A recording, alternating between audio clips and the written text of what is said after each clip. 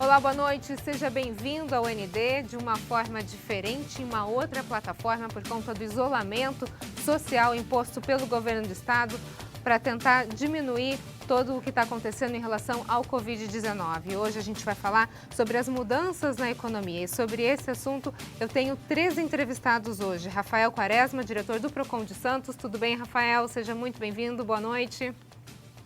Olá, Roberta. Boa noite. Muito obrigado pelo convite. A gente conversa também com Leandro Petraglia, advogado especialista em Direito do Trabalho. Tudo bem, doutor Leandro? Tudo Bem-vindo. bom? Muito obrigado pelo convite. É um prazer aí estar com vocês e um abraço aos colegas também. E o nosso terceiro convidado de hoje, Marcelo Rocha, especialista em finanças. Tudo bem, Marcelo? Seja muito bem-vindo.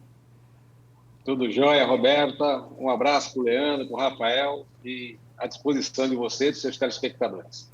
Vamos falar então sobre mudanças na economia. Queria começar a falar um pouquinho com o Quaresma agora, relacionado aos consumidores. Muitas perguntas chegando, as pessoas têm muitas dúvidas em relação ao que tem direito, quais são os seus reais deveres. Vamos começar a falar então sobre pagamento de escolas e cursos de inglês. Hoje, Quaresma, a gente teve uma mudança abrupta em relação às escolas, aos cursos de inglês. Todo mundo está prestando um serviço online, as que conseguem prestar, alguns deram férias. Existe chance de haver um acordo entre as partes para que o consumidor pague um pouco menos nessa época ou isso não é possível? Olha, Roberta, a questão do acordo sempre é possível. Aliás, nós costumamos dizer que é o melhor caminho, né? A melhor alternativa sempre esse diálogo franco e aberto entre as partes. Agora, essa situação ela vem sendo tratada e uma tentativa de se disciplinar pelos órgãos de proteção e defesa do consumidor. O Procon de Santos, que tem também acompanhado notas técnicas da Secretaria Nacional do Consumidor, da própria Fundação Procon do Estado de São Paulo, desde o início vem dizendo da possibilidade de manutenção do pagamento se houver a continuidade na prestação dos serviços. Em linhas gerais, a gente não tem uma resposta aqui que seja padrão e que abarque toda a prestação de serviço educacional. Há particularidades, peculiaridades em relação ao ensino infantil, creche e berçário, depois uma certa situação para o fundamental, ensino médio, e aí o ensino superior. Mas, em linhas gerais, o que nós temos visto, como você bem pontuou, a grande maioria das escolas se organizando para mudar a forma de prestação desse serviço, mas continuando a prestar o serviço, agora por aulas online, por atividades à distância. Nestes casos, o pagamento da mensalidade ele permanece devendo ser feito pelos pais, portanto, pelos consumidores.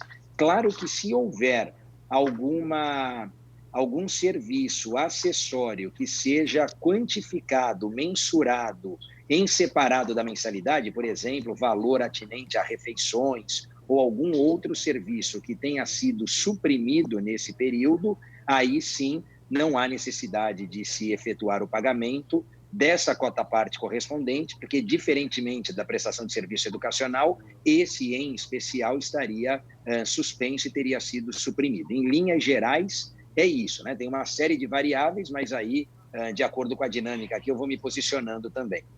Agora, Quaresma, dentro disso que você mencionou, por exemplo, uma escola que ofereça serviço de berçário, educação infantil, esse serviço ele precisa ser presencial, você não consegue colocar para um bebê, por exemplo, de meses, algo online, é impossível. Nesse caso, como é que fica essa prestação de serviço? Então, a gente separa justamente nesse segmento específico do mercado de consumo, a questão educacional, o ensino infantil e creche e berçário, porque diferentemente dos outros, no fundamental, médio, mais ainda no superior, em que há essa possibilidade, no berçário e nas creches, a gente não tem justamente essa possibilidade. Em não havendo essa possibilidade, o diálogo, há uma forma de compensação é possível, ou se não houver esse interesse ou possibilidade, eu digo compensação, por exemplo, em relação ao curso de férias, que tradicionalmente é cobrado, e nesse ano, por exemplo, a creche ou a escola não cobraria e forneceria esse serviço gratuitamente aos pais. Mas se o pai precisa dessa resposta imediatamente, falar, bom, eu não tenho a creche para contar, mas eu não consigo ficar em quarentena porque eu preciso trabalhar ou sou um lá dos que estou na linha de frente. Ele vai substituir essa prestação de serviço e não é razoável, não é possível que ele arque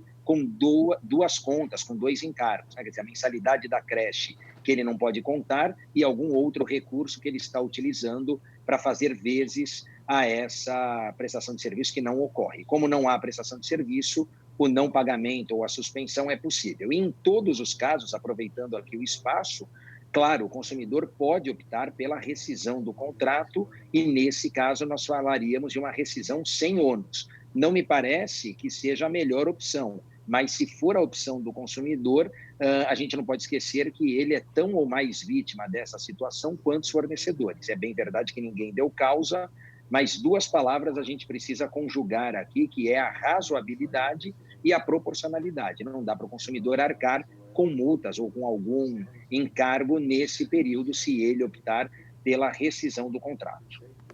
Em relação a clubes sociais, quando todo o serviço prestado está suspenso, apesar disso, o clube ele ainda tem que arcar com as despesas dos funcionários, mas não tem mais despesa com luz, com água.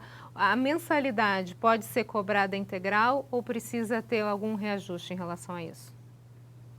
Olha, Roberta, em relação aos clubes, é importante dizer desde logo que nós não temos ali uma relação de consumo, né? Uma relação civil com base no Código Civil, uma relação associativa que é necessário, além de se conjugar o Código Civil, verificar o estatuto, o regimento do clube. Me parece ser de bom senso aqui, interessante, uma diminuição, uma redução proporcional, nem tanto para um lado, nem tanto para o outro. Não dá para deixar de pagar integralmente, porque isso iria colapsar as contas do clube, sem dúvida, mas também, já que há uma redução, inclusive na própria fruição, utilização do serviço, seria interessante que houvesse essa redução.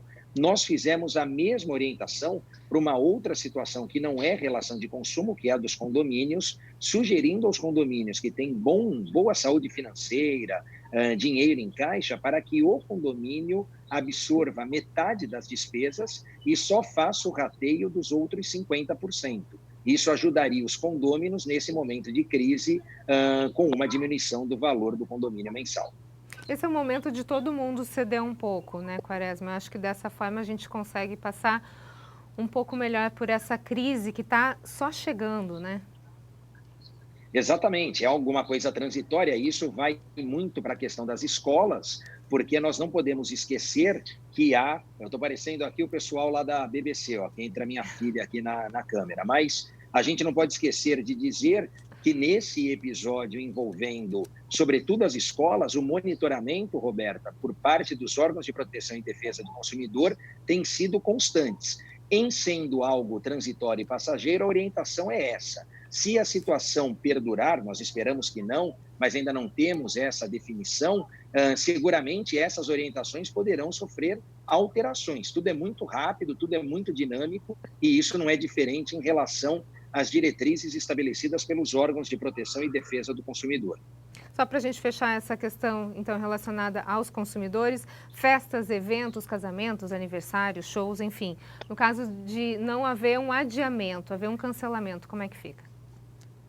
Bom, vamos imaginar aqui que em condições normais de temperatura e pressão, como a gente costuma dizer, o consumidor não pode ser penalizado integralmente. Ou seja, se nós não estivéssemos nesse cenário de pandemia, coronavírus, e o consumidor optasse por desistir da sua festa ou cancelar o seu evento, ele sofreria as penalidades, mas não perderia integralmente o valor. Né? Aliás, há menção expressa no Código de Defesa do Consumidor, rotulando essa prática como abusiva.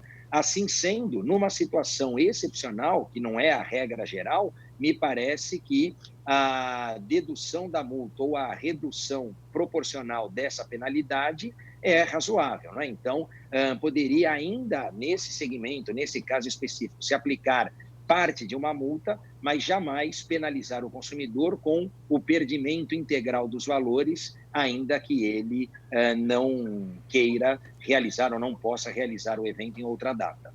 Ok, muito obrigada, doutora. A gente vai para um rápido intervalo e, na sequência, a gente continua a falar sobre mudanças na economia por conta do Covid-19. Eu volto já já. O ND está de volta. O nosso assunto de hoje são as mudanças na economia por conta do Covid-19. Sobre esse assunto, eu converso hoje com Rafael Quaresma, diretor do Procon de Santos, Leandro Petraglia, advogado especialista em Direito do Trabalho, e Marcelo Rocha, especialista em Finanças. Vamos começar agora, então, falando com o Leandro. Leandro, a gente está com um cenário econômico completamente diferente de há 15 dias atrás e isso vai se modificando dia a dia, conforme o governo vai tomando novas medidas em relação ao coronavírus. Que atividades econômicas hoje estão suspensas, pelo menos aqui na nossa região? Boa tarde, então. A suspensão das atividades econômicas, elas abrangem, em regra, todas as atividades não essenciais que o governo listou dentre as atividades do dia a dia. A gente pode incluir aí farmácias, hospitais, são essenciais os correios também, para justamente manter o suprimento, né, das próprias farmácias, hospitais, restaurantes, supermercados. Então, tudo que o governo determinou como essencial, elas ficam mantidas, mas com suas restrições. Quem tem direito, então, a esse auxílio emergencial de R$ 600? Foi editada agora no dia 1º de abril a medida provisória 936, e que ela disciplinou 3 benefícios, né, 3 pontos polêmicos, e um deles é o auxílio emergencial, que é uma verba determinada pelo governo de R$ 600 para tentar acalmar os ânimos da economia quanto aos trabalhadores informais, que a gente chama os autônomos, os portadores das microempresas, eles que teriam acesso a esses R$ 600, caso tenha ali os seus requisitos. Marcelo Rocha, especialista em finanças, acho que também pode nos dizer como é que as pessoas que têm direito a esses R$ 600, como é que elas podem acessar esse valor? Bom, para ter direito aí ao benefício, como o próprio Leandro já falou, né? Os informais, aí eles teriam direito, as pessoas que estão enquadradas aí no Bolsa Família, né, os proprietários aí de os microempreendedores individuais, os MEI, né, eles teriam aí a possibilidade de entrar e se beneficiar. Também que está escrito aí no Cadastro Único, né, o CAD Único, que é chamado, até uma boa informação, uma informação interessante, Roberto, passar para todos aí, que assim, tem muita gente que está querendo fazer o cadastro a partir de agora, né? E o cadastro feito agora, ele não vai proporcionar, né, a qualificação para a pessoa ter acesso ao benefício. Então, ou ele tem que estar aí nesses pré-requisitos, né, estar no CAD Único já, antes da MP, já ser beneficiário do Bolsa Família, ser MEI ou ser informal, né? E, além disso, ele tem que atender alguns outros requisitos. Por exemplo, ter mais de 18 anos, renda mensal até por pessoa, né, de R$ 522,50, ter renda mensal por família, né, de até 3 salários mínimos. E em 2018, não ter recebido o teto, né, de isenção do imposto de renda, né, para fazer declaração de imposto de renda, que é R$ 28.559,70, né? Isso, para quem trabalha na contabilidade, é um valor que é sempre repetido. Aí, né? Está na cabeça já. Falar em imposto de renda, né, Marcelo, foi prorrogado o prazo, é isso? Exatamente. Foi prorrogado o prazo para dia 30 de junho, né? Também foi prorrogado o prazo para fazer o pagamento através do débito em conta para o dia 10 de junho, né? E uma coisa interessante, Roberta, que eles não prorrogaram as restituições, né? Então, assim, o prazo de restituição, né? Então, quem fizer a declaração antes pode ter a possibilidade de começar a receber a restituição, caso tenha, a partir agora do mês de maio.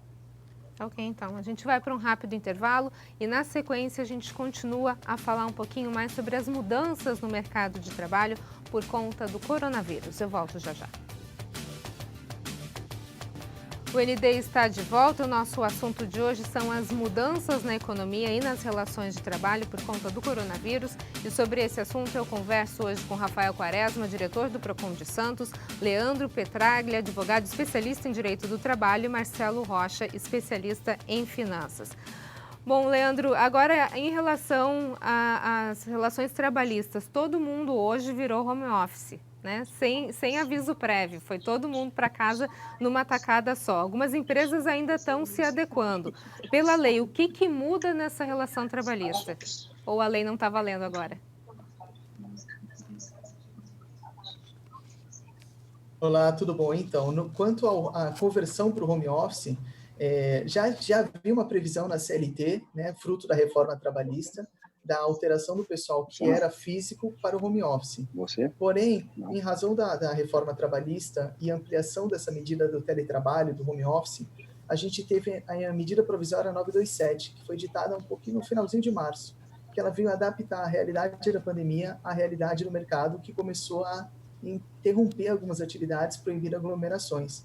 Com isso, a medida provisória ela permitiu suprimir, né, o mútuo consentimento que exigia-se no home office, né? Esse é um primeiro ponto que a medida provisória implementou. Né? Ela também alterou e tornou imediata a conversão ao home office.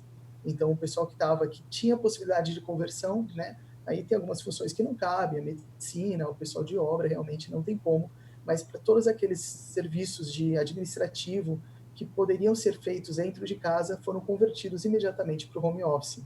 E nossa CLT, isso já é uma legislação, uma previsão antiga, ela sempre equiparou as ordens que a gente tem pelos meios telemáticos com as ordens diretas e pessoais.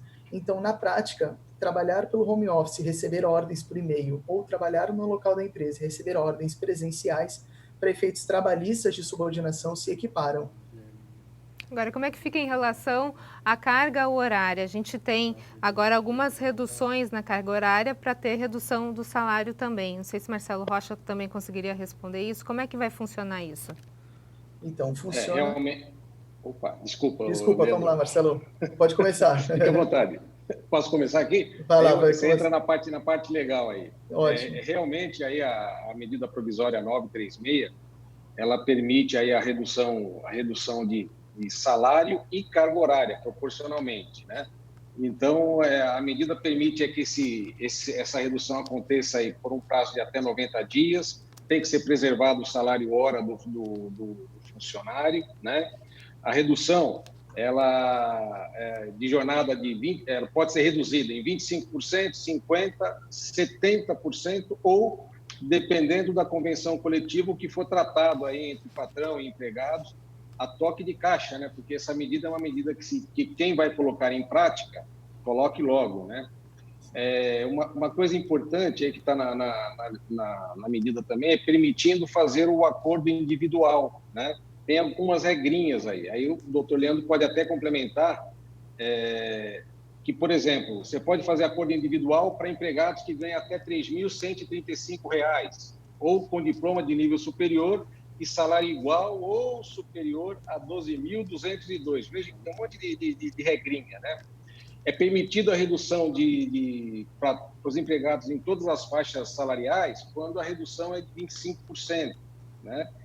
Formalizado o acordo entre as partes, entre patrão e empregados, tem que ser avisado com 2 dias de antecedência ao empregado, né? Depois de 10 dias dessa formalização, ainda tem que avisar o sindicato, mandar o acordo para o sindicato. Às vezes as pessoas pensam, não, só vou reduzir, né? Vou fazer o acordo aqui e fica por isso mesmo.